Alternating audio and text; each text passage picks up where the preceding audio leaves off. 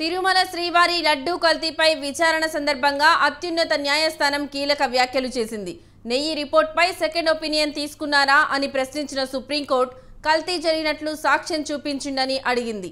లడ్డూ కల్తీ జరిగిందని తేల్చడం కోసం శాంపిల్ ల్యాబ్కు పంపారా అని నిలదీసింది.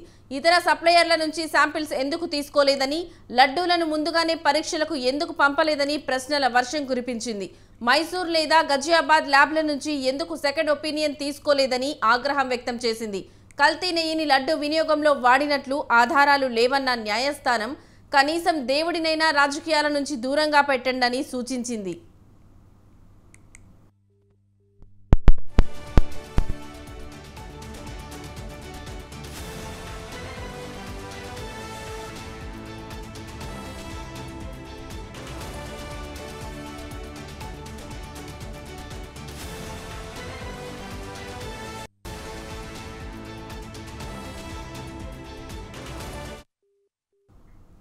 తిరుమల లడ్డూ వ్యవహారంలో చంద్రబాబు చేసిన ఆరోపణలపై చర్యలు తీసుకోవాలని కోరుతూ వైసీపీ ఎంపీ వైవి సుబ్బారెడ్డి, బీజేపీ మాజీ ఎంపీ సుబ్రహ్మణ్య స్వామి సుప్రీంకోర్టులో వేర్వేరు పిటిషన్లు దాఖలు చేశారు.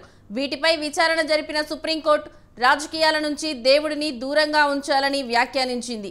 ఈ సందర్భంగా రాజకీయాలకు మతానికి మధ్య ఉండాల్సిన దూరాన్ని కూడా సుప్రీంకోర్టు గుర్తు చేసింది.